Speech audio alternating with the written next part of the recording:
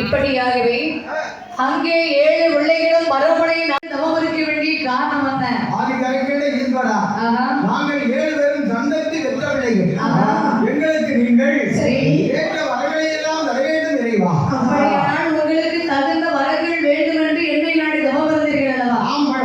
பிள்ளைகளே, என்னை நாடி தவமிருந்தவர்களுக்கு கண்டிப்பாக நான் பலன் கொடுப்பேன். கண்டிப்பா உங்களுக்கு என்ன வர வேண்டுமே கேளுங்க, நான் கொடுக்கின்றேன் என்று சொன்னபோது சொல்கின்ற போது இந்த தாரியன் சொல்கின்றார், ஆதி சிவனாரே எனக்கு எப்பேற்பட்ட வரைகள் வேண்டும் என்று சொன்னார்.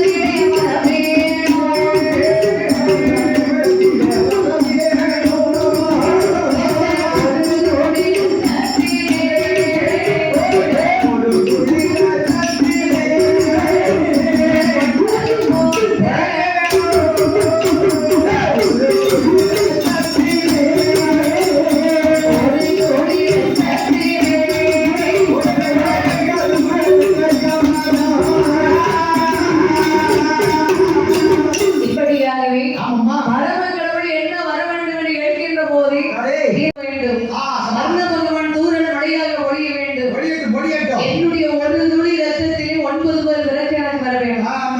என்னுடைய தலைவனது அருந்ததையானால் வெட்ட சிரமானது உடைப்பதற்கு வர வேண்டும். மறுதேசத்து மன்னர் வந்து என்னிடத்தில் சண்டையிட்டார்களேயானால் எனக்கு ஆயுதங்கள் வேண்டும் என்று நினைத்தேனேயானால் உடனடியே என் கையில் ஆயுதம் வர வேண்டும். அந்த வார்த்தை உனக்கு தருகிறேனப்பா. ராதாசுரா, என்னுடைய பிள்ளைகள் உங்களுக்கு என்ன வரம் கேட்டாலும் எழுத மாட்டேன். சண்டத்தை என்னுடைய இடத்திலே வந்தவள், என்னுடைய இடத்திலே வாழ்ந்தவள், அவருடைய பிள்ளைகள் நீங்கள். உங்களுக்கு எவ்வளவு வர வேண்டுமோ, எத்தனை லாபம் ஏற்றணும், கண்டிப்பாக நீ கேட்ட பிரமா உனக்கு வரங்கள் தந்தேன் அப்பா என்று மரமக்கள் வரம் கொடுக்கின்றார். மரமிடத்துல மரத்தை வாங்கி கொண்டு வழியிலிருந்து வருகின்றார் என்று தாரிகள். அப்ப வரும்போதே அதை பார்த்து கொண்டதால் அம்மை ஓய்வனாகி பார்வதா தேவி. பார்வதா தேவி கேட்கின்றார், மகனே பக்தனே, இங்கே வாப்பா. மகனே, அம்மா நீ எங்கே போய் வந்து கொண்டிருக்கின்றார்? நான் யாரும் இல்லையா?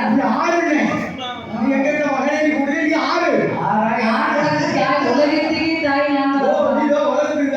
பார்வதி, அவனுக்கு கண்ணு தெரிய மாட்டேங்குதோ? மனசுல ஆணவம் இருக்குது. அம்மா நீ எங்க போய் வர வாங்கிட்டு வர? சரி, என்ன வரவனிடத்தில் நீ சென்று வரம் வாங்கியிருக்கிறாயா? அரமனை உனக்கு வரம் வந்து விட்டாரல்லவா? அப்படியானால் தாயாகி நான் உனக்கு வரம் கொடுக்கின்றேன், வாங்கி செல். நான் உனக்கு வரம் கொடுக்கின்றேன் அப்பா.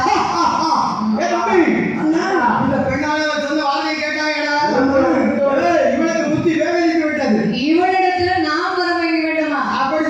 அடியே பொண்ணே, உன்னிடத்தில் நாங்கள் வரம் வாங்க வேண்டுமா? மன்னன் என்று போனாலும் மலைகள் என்று போனாலும்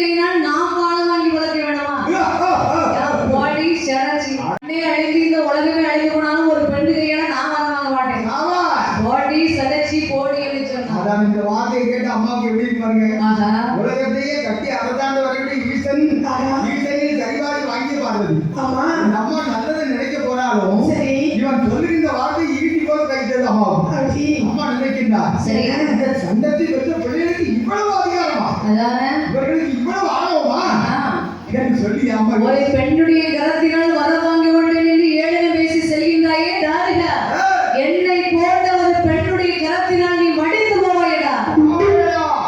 அப்படின்னு அம்மா சாபத்தை கொடுக்கிறாங்க. அந்த சாபத்தை வாங்கினா பாருங்க, இவன் நினைக்கிறான் சரி ஓடி வைத்தியக்காரி வைத்தியக்காரி நீ எல்லாம் சாபம் கொடுத்து எங்க தரிக்க போதா மோடி சதச்சினி ஏழையெல்லாம் பேசினான். அறவாங்கி இருக்கிறவன் சொல்லி மமதையோடு வருகின்றார். நடுவே தம்பியம்மனோடு வருகின்றான் தாரிகனானவன். அவர் வரமன் கொடுத்த வரத்தின் பிரகாரமாக 7 கடலுக்கு அப்பாலே இரும்பு கோட்டை அமைத்தார்.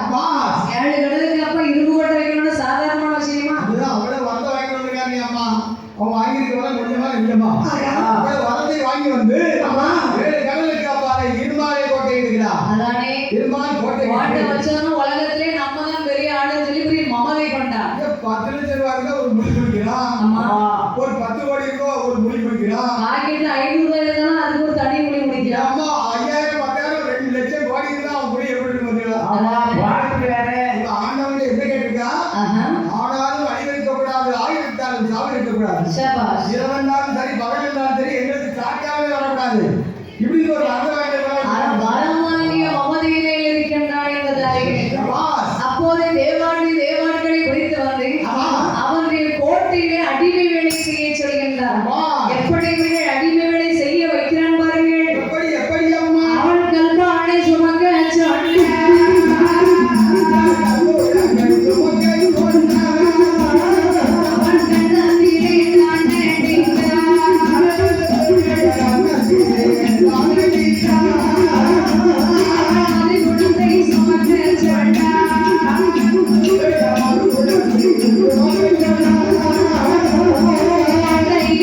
கொண்ட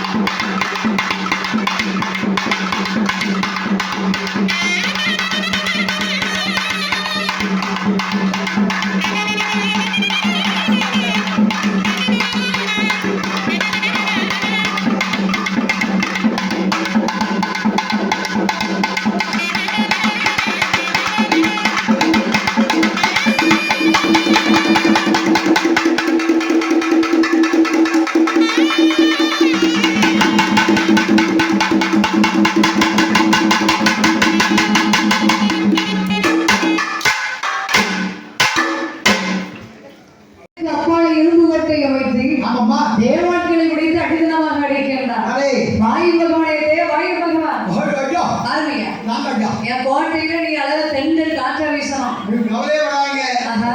கோட்டையை கோயிலுக்காக வீசுவாங்க கோட்டையை திருப்பி அங்க படுத்து ஏய், புயல் காற்றால வீசக்கூடாது. தென்றல் காற்றா இதமா வீசணும். ஓ தென்றலுக்காக வைக்கணுமா ஆமா ஐயா சொன்னா சரி அப்படியே செய்யலையா ஐயோ வர்ண பகவான் நீ பின்னாடி உட்கார்ந்து தூங்காம சூரன் மழையா பொழிஞ்சிட்டுக்கிறோம். சிறுமீரா பொழிகிறேன்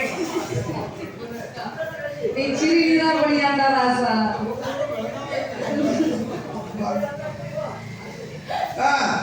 சூரன் மழையா பொழிந்தா போதும். சிறு மழையாக பொழிய வேண்டும் சிறுமீரா சிறு மழையா பொழிய போதும்.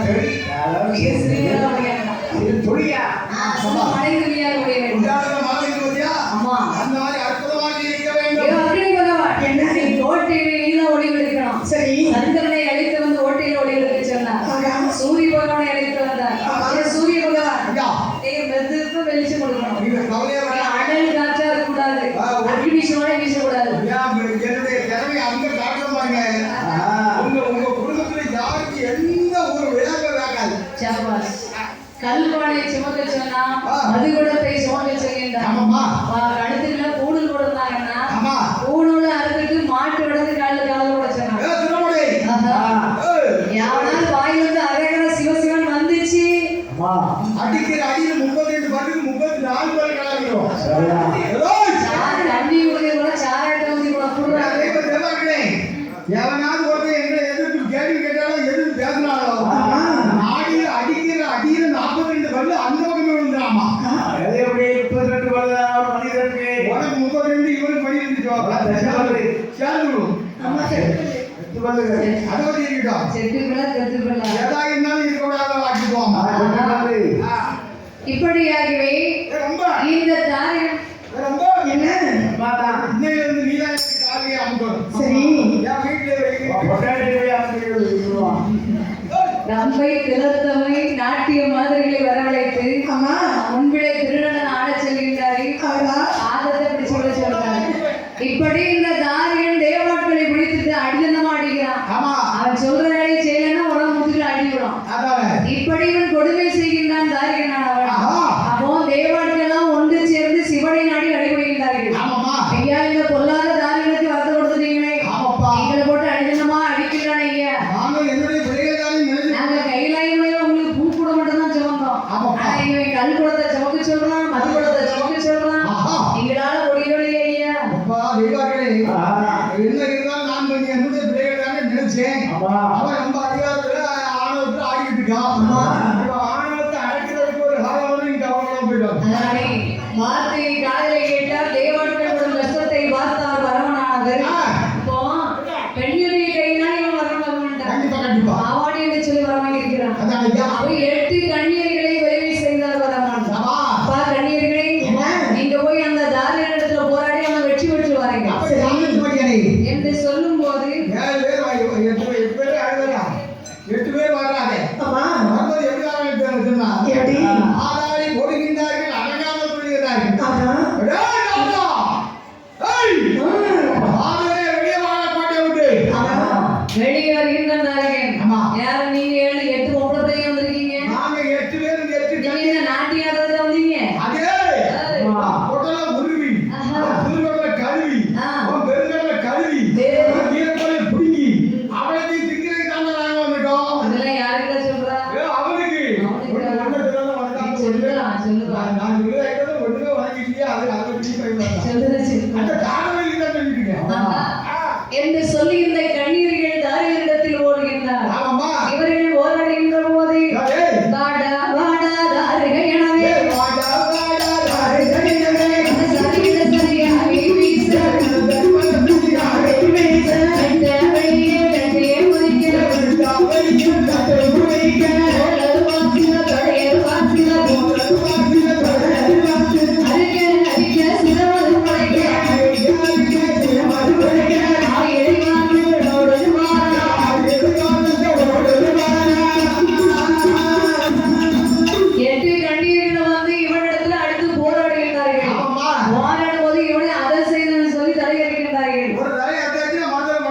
ரத்தம் அப்படி பூமியில விழுந்துச்சுன்னா அந்த 9 வரம் பார்க்கிறான். சரி. ஒரு அத்தனை மாட்டி விட்டால் 9 கோடி வந்து பார்க்கிறாங்க. அவன் அதற்குரிய வரம் வாங்கி இருக்கிறாளவா? ஐயா பார்த்தார்கள் கண்ணீர்கள்லாம். இவனிடத்துல இன்னுமா போராட முடியும்? அண்ணே நம்மளால ஒண்ணுமே செய்ய முடியாதப்பா. அவன் கைலாயவனுக்கு திரும்பி போனான்னா அவர் கலகலன்னு சிரிச்சு போவார். நம்மளை பார்த்தா கண்டிப்பா கண்டிப்பா நம்ம அந்த இடத்துல கூடாது. ஆமாண்ணே ஆமாடா. இந்த கண்ணீர்கள் அத்தனை பேர்களும் ஆளுக்கு ஒரு இடத்துல சேர்ந்து பூஜை வாங்கிய பார்த்தார். சரி. இப்படி இந்த கண்ணீர்கள் ஆமாம்மா. அவளுக்கு யூரி அனதிலே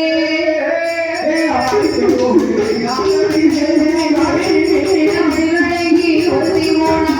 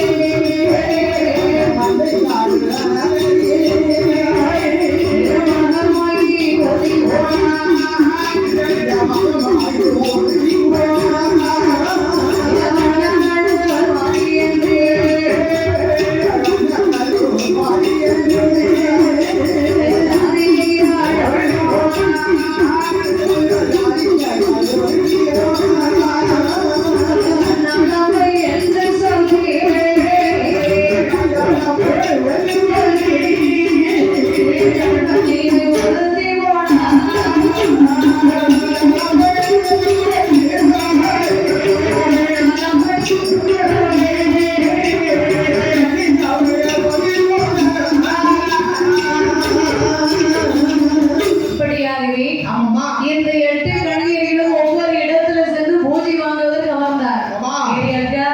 நம்ம 8 பேர்களும் நம்ம சுசீதத்துல திருப்பதிலாம் நடக்கும்போது